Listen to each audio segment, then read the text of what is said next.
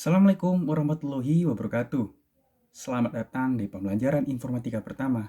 Perkenalkan, nama saya Rio Rizky Pratama. Selamat datang juga di SMKN 2 Purwakarta. Saat ini kita akan mempelajari manfaat dari yang namanya ilmu informatika. Lalu juga kita akan mempelajari dasar-dasar terlebih dahulu. Yang pertama yaitu mengenai siapa-siapakah tokoh-tokoh dari teknologi, dan lalu juga yang selanjutnya kita juga akan mempelajari perangkat lunak apa saja sih yang biasa kita gunakan, lalu perangkat hardware apa saja sih yang kita gunakan, dan banyak sekali dasar-dasar yang harus kita ketahui sehingga apa? Sehingga pada saat melakukan pembelajaran akan lebih menarik, dan pada saat di akhirnya kita tahu manfaat-manfaat yang kita bisa gunakan untuk pembelajaran informatika ini. Mari kita simak. Baik, untuk selanjutnya manfaat pembelajaran informatika yang pertama adalah yang pastinya kita akan terampil dalam komunikasi, itu yang pertama. Lalu juga kita di sini mampu mengorganisasi sebuah informasi dengan tepat dan juga akan terbiasa bekerja sama dengan rekan dan juga teman dalam kehidupan kita sehari-hari. Dan yang paling terpentingnya, dalam penggunaan informatika kita akan terbiasa menggunakan teknologi komputerisasi di setiap pembelajaran. Lalu juga akan membiasakan kita untuk bekerja berdasarkan yang namanya komputer nanti. Nanti juga di akhir kita akan mempelajari bagaimana kita untuk membuat poster, lalu juga mengkolasekan sebuah foto. Kemarin juga kita sudah belajar untuk membuatnya di Canva kemarin, dan lalu juga kita akan belajar dengan menggunakan basic dari yang namanya bagaimana Microsoft Word, Office, PowerPoint, lalu juga dengan mempelajari di Google Work nanti kita akan belajar. Baik, apabila kita sudah menguasai yang namanya sebuah teknologi, maka kesimpulannya dunia akan dalam genggaman kita. Apapun yang kita inginkan akan kita bisa lakukan, akan kita laksanakan. Itu yang paling terpenting. Baik, selanjutnya kita akan mempelajari tokoh-tokoh penting di informatika. Pertama ada Mark Zuckerberg sebagai penemu Facebook. Bayangkan kalau dunia tanpa Facebook, mungkin tidak akan ada yang namanya WhatsApp dan juga Instagram dan juga beberapa aplikasi-aplikasi yang lainnya gitu ya. Lalu ada Bill Gates. Bayangkan dunia tanpa Bill Gates. Tidak ada komputer dalam kehidupan sehari-hari. Itu sangat sulit sekali. Lalu selanjutnya ada Steve Jobs. Nah, Steve Jobs ini adalah orang-orang yang luar biasa sekali. Bisa dikatakan memiliki sebuah masterpiece yaitu Apple. Nah, Apple ini merupakan kreasi beliau yang dia gunakan dan dia buat sendiri aplikasi, lalu juga dia buat juga hardware-nya, lalu menghasilkan sebuah produk yaitu berupa Apple. Apple itu handphone yang bisa dikatakan sebagai smartphone. Lalu juga ada Sergey Brin dan juga Larry Page. Ini banyak yang nggak tahu nih siapa mereka. Mereka itu sebenarnya penemu dari Google. Bayangkan dunia tanpa mereka, dunia tanpa Google, dunia tanpa Facebook, WhatsApp, lalu juga dunia tanpa Windows. Bisa kita bayangkan kacaunya seperti apa. Makanya kita harus bersyukur kepada mereka-mereka yang telah menciptakan sebuah informasi, lalu juga menghasilkan sebuah aplikasi, lalu kita bisa menggunakan karena mereka sangat luar biasa menggunakan pemikirannya untuk memberikan sebuah aplikasi yang bisa digunakan banyak masyarakat. Baik, selanjutnya yang kita pelajari adalah tokoh-tokoh informatika yang dari dalam negeri. Itu ada Bapak Nadiem Makarim sebagai CEO dan juga founder dari yang namanya adalah Gojek. Gojek hadir karena kebutuhan masyarakat yang dimana mobilitas masyarakat Indonesia sangat tinggi. Karena dengan mobilitas tinggi, butuh juga transportasi yang cepat dan bisa mengatur yang namanya mobilitas masyarakat Indonesia. Dan alhamdulillah bisa digunakan di aplikasi dan bisa kita gunakan di hari-hari setiap kita bekerja, sekolah, dan sebagainya. Kalian juga pasti menggunakan kan? Lalu juga ada Profesor B.J. Habibie. Ini salah satu masterpiece yang namanya masterpiece beliau itu adalah luar biasa sekali dari segi teknologinya. Mengapa? Karena beliau adalah bapak pesawatnya Indonesia, menciptakan pesawat luar biasa di Indonesia dan sampai dengan saat ini menjadikan sebuah karya masterpiece juga. Makanya B.J. Habibie adalah sebagai bapak teknologinya Indonesia. Selanjutnya kita pelajari adalah tentang mengenai komponen perangkat keras.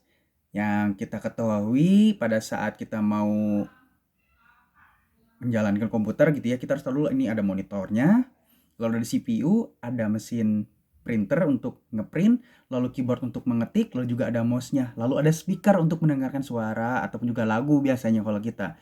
Lalu juga ada yang namanya mengkoneksikan internet, itu ada modem. Modemnya ada yang WiFi, ada yang portable biasa colokan yang sama seperti USB. Lalu juga untuk penyimpanan data itu ada dua, biasanya ada yang eksternal. Kalau yang di internal itu ada hard disk. Hard disk pun juga ada eksternalnya juga. Ada hard disk eksternal biasanya dalam balutan apa ya namanya tuh, balutan seperti kotak kecil berwarna putih. Itu biasanya dalam size-nya itu ada 1 tera tuh 1000 giga. Lalu juga ada USB, lalu juga ada pembuat video ataupun juga kalau sekarang ada mini video gitu ya, kecil seperti ini yang biasa kita gunakan untuk conference ataupun juga untuk video call. Nah, itu bagian-bagian harus kita ketahui di bagian perangkat keras sebuah komputer.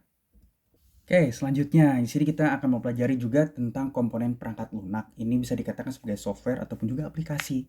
Banyak loh yang harus kita ketahui nih.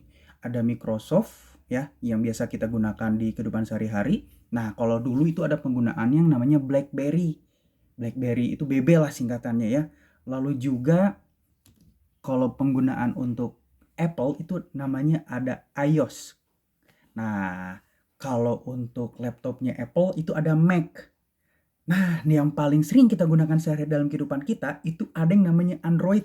Android juga ada banyak jenis-jenisnya dan harus kita ketahui juga. Dan yang paling sering kita gunakan dan paling mudah ternyata yaitu ada Microsoft dan juga ada yang namanya Android. Bener nggak?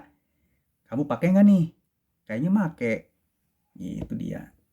Baik, selanjutnya ini ada komponen perangkat lunak yang biasa dalam kehidupan sehari-hari dalam penggunaan aplikasi komputer di PC kita nih, ataupun di laptop. Ada yang namanya Microsoft Office.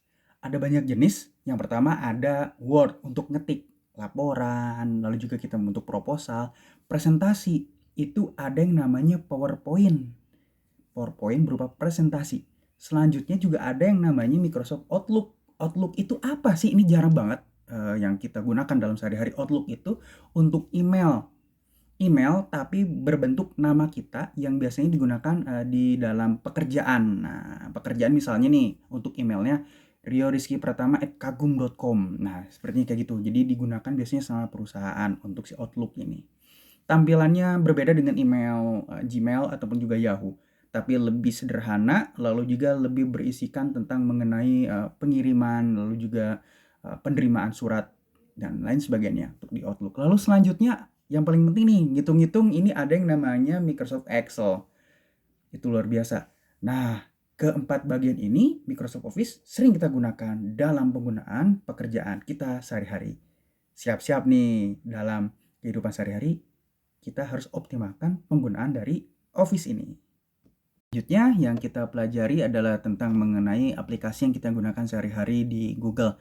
Yang pasti kalau Google harus punya akun Gmail karena dalam pengaktifasi sebuah Android itu harus ada email Gmail yang aktif.